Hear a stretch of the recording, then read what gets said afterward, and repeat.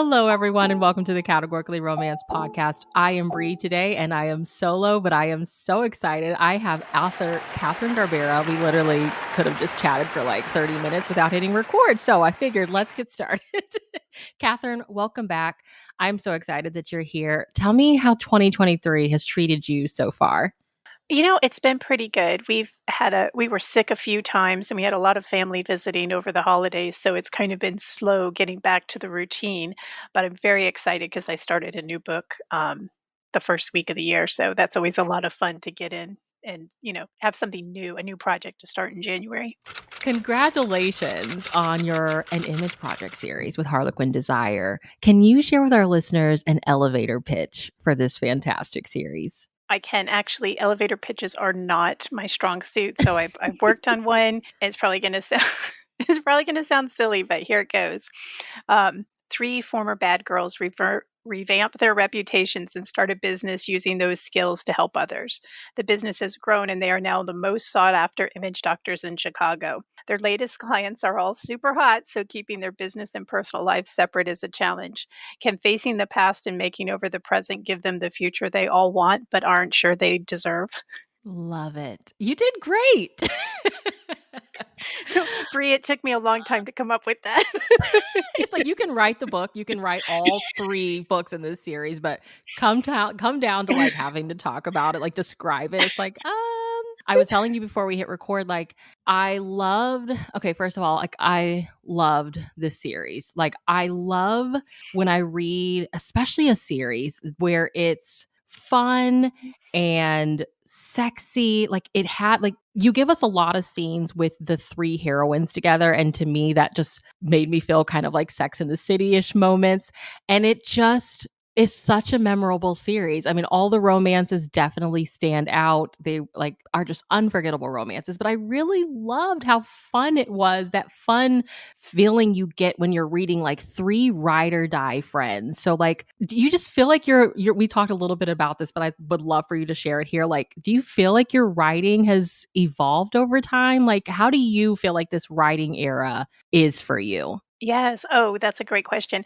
I really do feel like my writing has evolved. I think I mentioned to you I was 26 when I sold my first book. So as mature as I felt like I was, there was still a lot of emotional growth that would happen over the course of my life. Mhm. And a few years later, I feel like I'm finally feeling comfortable with the things that are resonate with me as a person and bringing that into my writing because obviously I've spent all the 25 years I've been writing developing the craft and the skill, like I know how to write a book and I know how to deliver what Desire wants. And so now I'm putting some things that are more uniquely Kathy, and female friendships are like kind of at the heart of who I am. I am one of 3 sisters, and we grew up not in a neighborhood, but out in a citrus grove. So it was always the 3 of us. And so those strong female bonds have kind of followed me through my life. Even my friendships as an adult I always end up in a three-way friendship with women. And I find that we all bring like unique strengths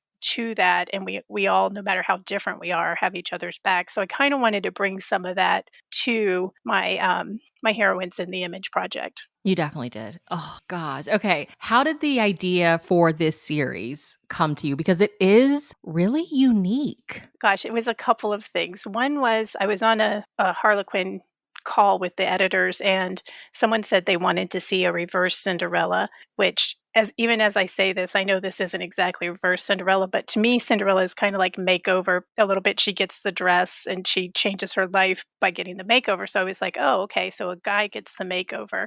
And then I was walking on my treadmill, and that IDGAF song by Dua Lipa was on, Uh-huh. and and I was like, Dua Lipa that's is named in one of the books. She is. I oh my god, I love her.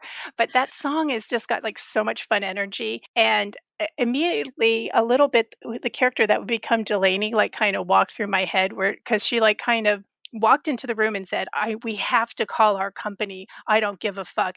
And I'm sorry, I don't know if you can say the F word. Absolutely. Go ahead. Um, and then, and I was like, "Oh my god, that would be so fun." What okay, and so I have this makeover guy who needs a makeover, and then the more I was I'm not a big exerciser, but the more I was on my treadmill, I just walk. Um, the more it started like, oh, well, what if he needed a makeover, not just for like physically, but also if it was someone from his past? Because I felt like they both would need to have a makeover to make a really good, strong story.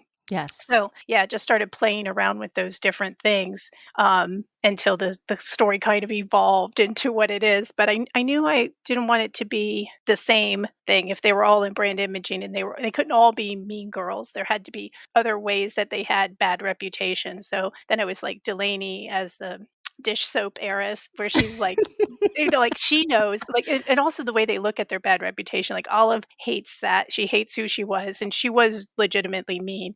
But Delaney is like, well, if everybody thinks I'm mean and they're going to watch me for doing this stuff, it gave her freedom to kind of do whatever she wanted because they were going to report on her regardless of Anyway, what she did. yeah. Yeah. And yeah, so it's just like kind of like a fun jumping off point for the stories. But So it yeah, was Delaney that, like, came to you first? It was Delaney? it was. Oh, Yeah. that makes so much sense. She's so gangster. I loved Delaney. Delaney didn't give a fuck, listeners, okay? Loved her. Oh my gosh, no, she doesn't, and she's, like, such a fun character. She just, like, every book she showed every scene she showed up in, it was just like, oh, I couldn't wait to read her story, and then, yeah, she's just so much fun. Well, book 1 is Billionaire Makeover, and it's the romance between reformed mean girl Olive and now billionaire Dante, whom, unbeknownst to her, is someone she humiliated back in college. So tell us about writing the setup for these 2. I knew that I wanted to have a physical makeover and then kind of like a internal makeover for her, Mhm. and she's been trying to make amends, but she's also kind of been hiding behind, like, doing nice things, but feeling like she has to be like a nice girl, kind of. I don't know if you ever read Sisterhood of the Traveling Pants, but I think it's the 2nd or 3rd one where Carmen is, like, always being nice Carmen, or I don't, if you didn't read this, it won't make any Mhm. sense.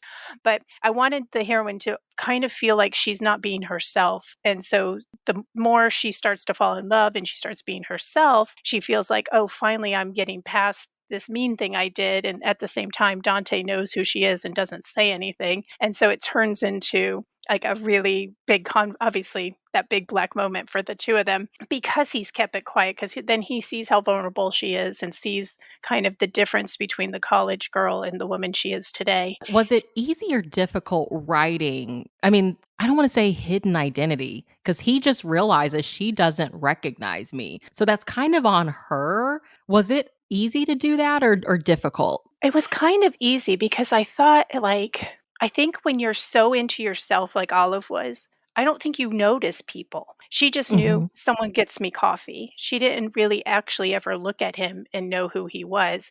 And so I felt like, in fairness to Dante, he probably didn't need to say anything. And I did talk about it a little bit in the book, but he like legitimately struggles for a little while to think like, should I just use her and like He hurt her the way. did. Oh, that was brilliant. Yeah, because I think that's realistic. I think we would be like, "Okay, well, wow, she doesn't even remember me, and she really made." And sometimes that's how it happens. Someone makes a big impact on our life, and they don't even know that we exist. Yeah. And, so I thought that was like I hate to use the word fun, but it was kind of a fun place to play in, emotionally for both of them. Yeah, and there was, like, a scene that I thought was really I was really happy that you put that in there because we know that Olive has really been working on herself, like, it's really important. She feels really bad for how she used to be, but we did have, like, a really brief moment where that mean girl kind of comes out, and she immediately checked herself. So, like, was that something that you were, like, cognizantly aware of, like, "I have to make sure that, like, there's that part of her that could any second come out, but, like, to just show the reader, like, she is working on it, like, it is a process, I guess?" Yeah, there is, 'cause I don't think we can just flip a switch and go, "Okay, now I'm nice to everybody." Yeah. I think it's still, I mean, I wish we could, but, no, I think there is still a lot going on with her, and I wanted to make sure that she wasn't always going to live up to her standards, but really anybody's. No one is. No one's going to be perfect all the time and do the right thing all the time, and as long as you're aware of it and you go, "Okay, no, I'm not going down that path. I know if I let myself, I'll be that person I don't wanna be." Yeah, so I really wanted her to be, because she's trying to be more self-aware, and I think that's a big part of it. Mhm. Well, Dante being unable to find the right time to come clean to Olive about who he truly is makes the book very intense. And the way the reveal happens is such an unforgettable moment. Like I don't want to spoil it, but it's like when it happens, it's so cool and casual and you're like obviously this is how it would happen because it kind of I don't want to say got out of hand, like it went on too long almost, right? So like Right. was this scene how you originally imagined it? Like how did you originally imagine the reveal of Dante? It was I mean, that is the scene that I had, and Okay. I was and so when I was writing a couple of times, they'd be like, "Am I really gonna let that happen in front of" but, like, the way it did, and that's, like, kind of author trying to control it a little bit more than the characters, and it really felt like that was how it had to happen, kinda like you said, it had gone on like, he knew he had to say something, and he could just never find the right time. Also, I think he was I know it's not nice to say not good to say about a hero, but I do think he was a little afraid of what the reaction would be. So I Yeah. think that was keeping him quiet, and so, then once it's out there, he has to face it and deal with the consequences. And her too. They have to, like, they have to face it then. So, yeah, Yeah. no, that was the way I played I thought it would be fun because there's so much other drama going on, and this is a really big moment between the 2 of them, but it's kinda quiet compared to the Delaney drama. Yeah. Listeners, I mean, you have to read the book, but they are literally like trying to bail a friend out of jail. So good. Okay, so book 2. Book 2 is a romance between Delaney, aka the dish soap heiress, which you have to tell me where the dish soap came from, but and a single dad billionaire Nolan. So tell us how you said Delaney really is who came to you, but like her backstory and then her romance with Nolan, like how did all of that come to you? Tell us all the details. Well, her backstory, when I thought I wanted her to be wealthy, and a little bit I was thinking about, like, Paris Hilton in those I Hilton knew hotel it. chains. Yes. But I Love was it. like, "But she's gotta be more Midwestern," and I thought, like, they have a lot of things like the cereal I think that may have been the Northeast, but like Kellogg's or Post, and so I was like, "Oh, what if she was like had, like some dish soap?" Anyway, and, like, maybe her picture appeared on the packaging when she was born, and, like, she's the latest to in her line of family, so that's where that bit came from. And then I saw I'm a huge Real Housewives fan, and I think it's Tinsley Mortimer. She was arrested for going into her ex-boyfriend's house in Palm Beach, and like, so it's like, "Oh my god, that is like" I mean, it's crazy. I was like, "Oh my god, what a great" it was just, like, there in my head, and I was like, "Oh, is there a way I can work this in?" And if anybody was going to break into their ex-boyfriend's house, it was definitely gonna It be was Delaney. Delaney. But I was like, she's gotta have a good reason to be there. It can't just be. So, yeah, that's kind of where all all of that came from. And then once I figured out why she had broken in, then it made sense for her to kind of wanna get revenge or retribution on her ex-boyfriend. And at first, I mean, she wants to meet Nolan to kind of use him, to definitely use him, not Yeah. kind of. But yeah, but that was my whole she like that whole thing, she just kinda set it up herself because of how how like, she feels like I didn't create her. It sounds silly to say that, but she just always was fully formed in my head and so outrageous that I'm just like, "Oh, okay, this makes sense for you." Yeah. Oh gosh, Delaney is like she's she's unforgettable. I like with her dad, it's almost like she's so bratty. Like basically she knows. It's kind of like it is kind of like an emotional, like a character wound, like this is how I get my dad to pay attention. But then it just kind of becomes fun to like piss him off because she's a grown woman at this point. So it's like, whatever, you know. That is the yeah, exactly. Yeah, at this point, it is just to piss him off, and that's I think she takes kinda comfort in it because some of the sting has gone out of the relation like, it Yeah, doesn't like, she's "I'm not not a little trying to hurt girl, him. you can't hurt me Yeah. anymore." Yeah. Oh gosh, it's so good. Okay, and then it makes sense. It does start off kind of revenge plot, but then she meets Daisy, and I'm like, "Oh, this revenge plot is not gonna last very long because she's adorable." I know oh, yeah, exactly, and it was what she needed to kind of kind of change her perspective into, which is also another, like, kind of tying into the image makeover thing. She was really there for revenge, but then once she starts seeing, like, what she could have, revenge is just kinda gonna be empty, and yeah, she's probably gotten revenge on a million boyfriends before, so this feels different to her, and it was kind of fun to see her realize that she wanted a family when she's always been like, "I don't," like, kind of like, "I don't need that, I'm good on my own," and she is perfectly fine on her own, but to see that warm bond and wanna be a part of it, that was fun too. Yeah, and that was part of the, I think, wonderful experience of reading the books is like all of the heroines are helping the heroes on their images, but in a way it is flipped too. Like Olive learns about herself, obviously, in book one. And then Delaney, yeah, she's like cool, gangster, whatever. And she does not realize, like, maybe I do want a family, like maybe I don't necessarily need to seek revenge on this ex douchebag of mine. Like in that moment. And like, oh God, talk about one liners. So when she meets Daisy, she's like, well, she says something like, why would you think it's me? And she's like, oh, my dad told me to find the prettiest blonde woman and that would be her. And she's like, and I saw you. And I was like, oh gosh, Catherine. I was like, I'm sold, Delaney. You better be sold. I know. I just oh god, yeah, Daisy, she was fun too. And also I think like you could like I was thinking about how like one time my kid said my teacher is this person like brunette or whatever, and I was looking, but like there were so many, and I realized how like you could say something like that, and I just thought that would be fun. That when Daisy got in there, she looked for the prettiest blonde woman, and that she chose Delaney. There were probably millions of others, but Yeah. well, not millions because it was a wedding. I'm numbers and me don't go really well. So And I hundreds of love that. I others. love when it's like I love when it's like a we met and I'm looking for you, but I didn't realize that I just met you and I've already met you. I was like, oh, so much happens, Catherine, in like chapter one of this book. It's so good. Okay. So we have to talk about Nolan and Mars because I've been like, okay, we've had heroes doing all types of things across category romance. I need a hero that's trying to send people to space. Where did the inspiration for Mars and Nolan come from? A little bit. I did write a series called Space Cowboys for Blaze, where they were astronauts training on a ranch in Texas to go to Mars.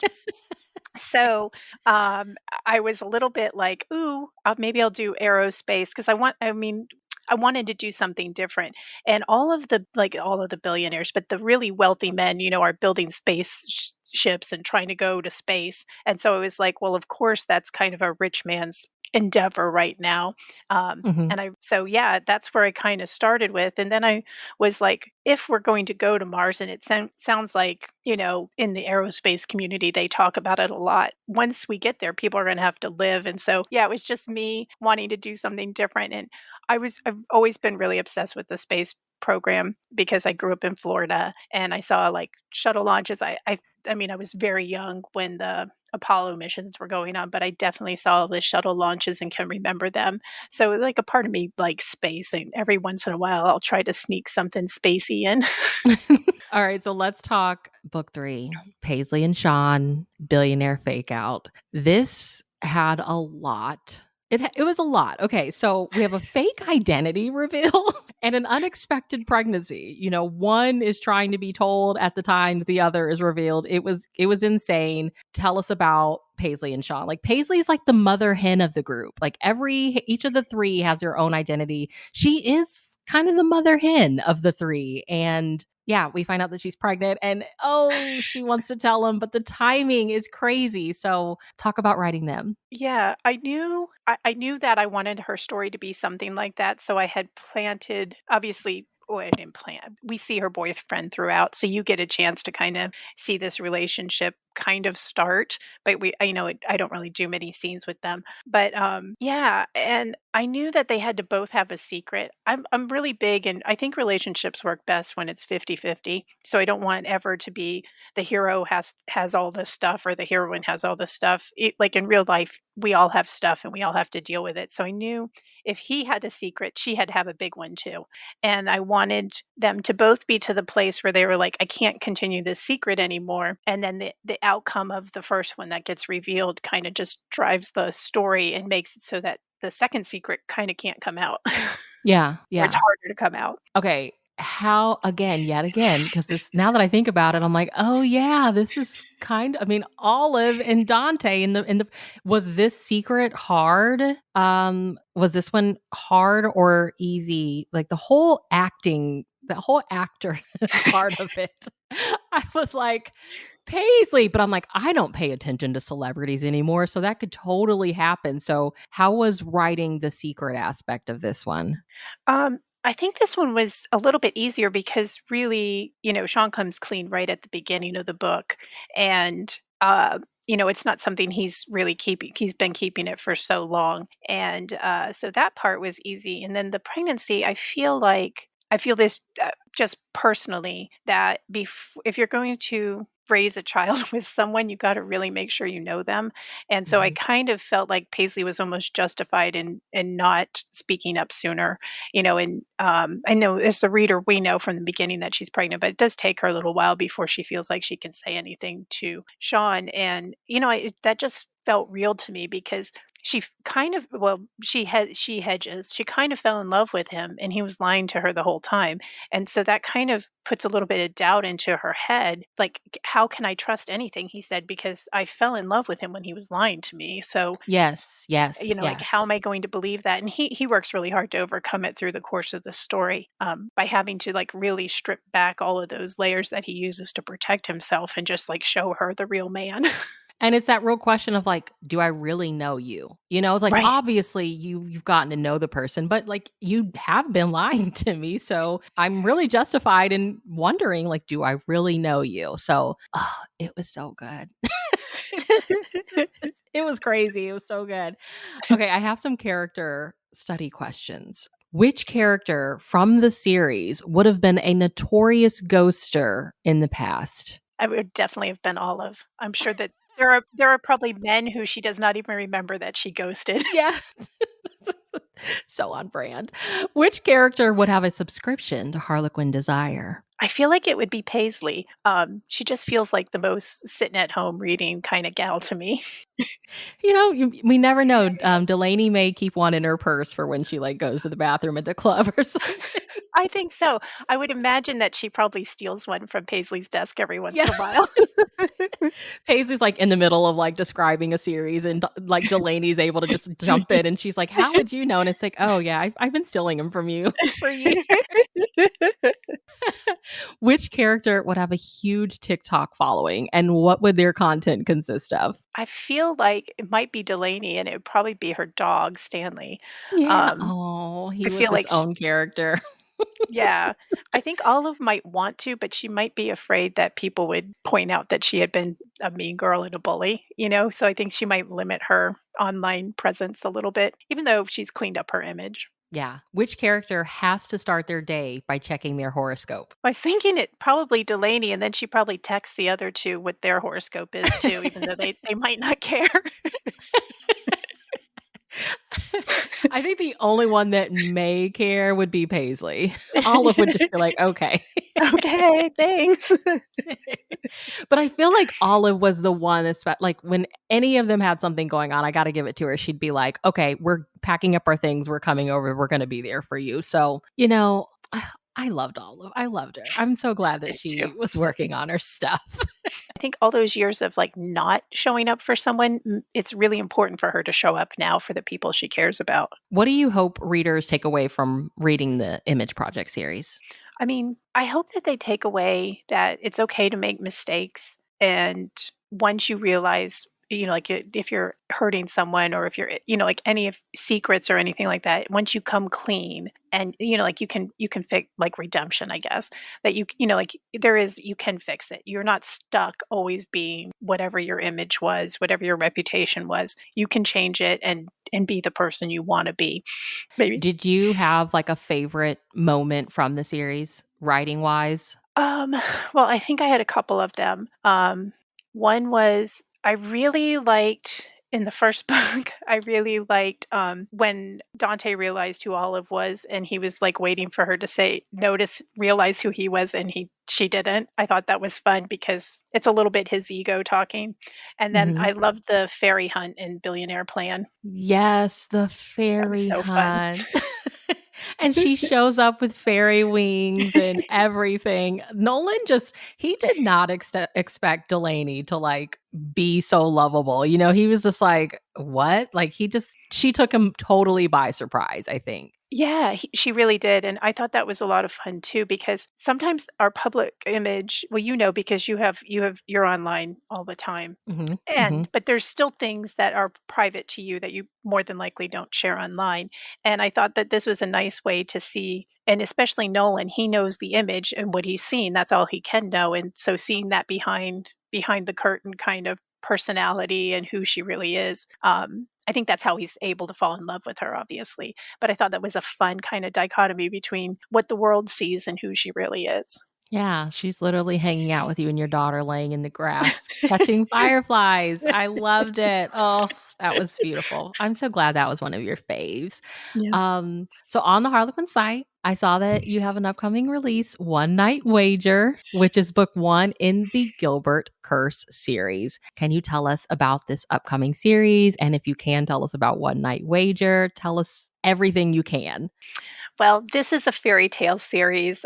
It's 3 cousins. Well, 2 of them are siblings and 1 is a cousin, and they live in a little town called Gilbert Corners. And their fate seems tied to the town. So there's this accident 10 years before the book starts, and so the town is convinced there's a curse because their grandfather closed the factory and a lot of jobs went away. And on the car accident, one of them is badly injured, one of them is left in a coma, and one of them walks away just no damage at all.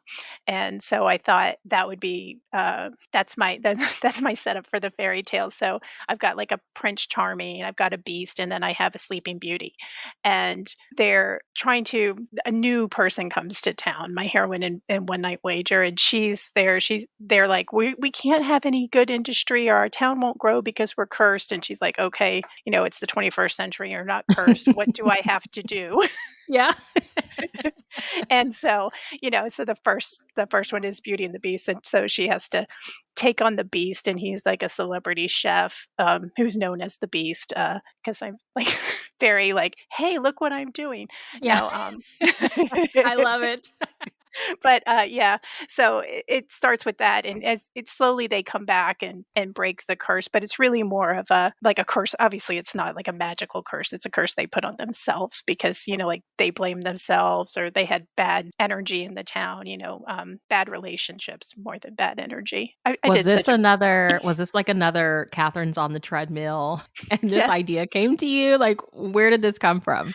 Well, yes, I was on the treadmill, Okay. and I've been trying to for years. I wanted to write some kind of intermingled kind of fairy tale story where there was like a ball and then there was an accident and then the curse kind of started and everybody had to because like everyone was charmed before this and then how do you rebuild your life when you feel like that thing that made you different is like a bad thing. So like having the money, being like everything in the town is named after them. And that was how they grew up and they felt like they kind of liked it. And then it as everything falls apart and they don't want to be associated with that town or that name and they have to rebuild their lives. So yeah, a little bit that. Plus I just really wanted to write fairy tales again. It felt like a long time since I'd written them. The thing about fairy tales is they never get old, right? There's always a way to like reinvent them. So I'm super excited for this. I'm so excited. Yeah, I know because they have those things that we love. Probably if we read romance, we probably grew up liking fairy tales at some point. So I feel like they resonate as a romance reader, they resonate with me. Yeah, yeah. Well, you said that you were working on something earlier. Like, what are you working on now? I am working on the second book for Harlequin's new sexy contemporary line, as yet to be named. Yes! I wanted to ask about that. Okay. Can you tell us about it? I can What are tell you a little bit about it. It's kind of a practical witchy book with a kind of nerdy gamer hero. Okay, I love it. Okay. Yeah, so, And yeah, this is the second one. You're working on the second one for them? For right, that yeah, line? Okay, cool. Is it a the series? yes, they're Okay. connected, so yeah. Okay. Oh my gosh. Are you excited for this? I am excited. It was, gosh, I think you're going to see another change in my writing with this because it was kind of, it was totally different than anything I've written before, and they're looking for like different types of stories. So it was a chance to explore some things that I wouldn't have, that I didn't in Desire. So yeah, it's so much fun. Having written for Desire, having written for Blaze, how is this new series writing wise? Like what are some of the differences that you're feeling having written for both of those lines? Cuz I'm excited cuz I'm like it sounds kind of Blaze-ish, but I know that it's not Blaze-ish. So how does it feel? I don't know, tone wise or whatever. It's just like how does it feel different for you? I think the biggest thing is, especially well for Desire, is taking away the wealth element and some of the soap opera drama and making it more. This is just my obviously just my opinion, to- Mhm. but making it feel more like down to earth and realistic. And also, it seemed like things that I wouldn't have come to a Desire with, like my heroine is into bookbinding and making her own journals, that kind of thing. Like I wouldn't have put that in a Desire. So that is different. Sex wise, it's a very sexy read. I feel like the sex scenes for me, and I think this will be different for everybody, but probably aren't as flowery. Although I don't think my sex scenes for Desire leaned into flowery, but like they're more realistic, Okay. maybe, but still like realistic hot. Like, sorry, Brie, and you can cut this out if you want to, but you know how like No. in real life, I mean, we want it to be realistic, but in real life, sometimes you have sex and it's not great. Which Yes. that's not what I mean when I say realistic sex. It's still going to be like hot and good. It's just going to Yeah. be like less of the more for me for my writing, more using real words as opposed to like manhood. I don't think I ever used manhood, but you know Yeah. what I'm talking Almost about. feel like take that feeling of like I'm reading about 2 people having sex, like Yes. taking that feeling out of it. I get you. I get you. Okay. Well, I'm And super stoked. yeah, I think it's gonna be fun. I think the other thing is that they're buying from just what I've read online, but they seem like they're buying a lot of really different stories, so I think it's gonna be pretty exciting as opposed to, having the same kind of tropes being all the time, like six books that have billionaire dads or something like that. I think it's going to feel very, very different for those titles that they have each month. Yeah, yeah. Well, I mean, with again, like having written for Blaze, Blaze had a variety too. So, what do you think is gonna be different this go around? I think I think the main difference is Blaze was kind of predicated on that sexy premise. So there had to be something like that was almost like taboo or forbidden about the sexy thing and had to have like a sexy meat kind of, which I Okay. love. But I Yeah. don't feel like this new line that you have to have it doesn't have to be like, oh, I thought you were a stripper. We're both naked in the same bed, like which is Yeah. fine. But it doesn't have to be that. Got you. Okay. Oh, so much to look forward to. Well, tell everybody where they can keep up with you online. Basically, I'm on, Instagram and Facebook as Katherine Garbera. I'm on Twitter, more just to retweet other things and to, yeah, that's basically all I do on there. But on Twitter, I'm Catherine without an E because I guess my name was too long when Twitter handles first came out. Don't you hate it like when either it's too long or somebody already took it? Right. Yes, I do. It's like this is me. I know. You keep typing your name in, surely, like, why is my name not available? Well, this has been a blast. Thank you so much for like sharing your time with me and letting me talk with you about this series. Listeners, you have to go get all 3 books of the Image Project series. It's such a fantastic read. And I believe the next book in this next series, so One Night Wager, it's coming out next month, right? It is coming out next month, and yeah, I'm really excited about that one too. I think it's gonna be a lot of fun. Do you have a Cattleman's Club book coming, right? I think I saw I you have a do. Cattleman's Club. Okay. Yes, that one's a lot of fun too. Okay. So we have this series and then the Cattleman's Club, and that should is that our all of our 2023 releases from you? Do I you have anything with also Julie? No, but I sold to, Harlequin Romantic Suspense, so I have a Bodyguard Most Wanted is coming out in the end of October, for Oh November release. my gosh. What? Is this your bombshell days coming out, like, I wanna write romantic suspense, Catherine? It is. Yes, it's a female bodyguard. Yeah, it was I was kinda hungry for it, and I wrote, like, a little spec proposal, we sent it around, and, so I was very excited to get to yes, I miss writing romantic suspense.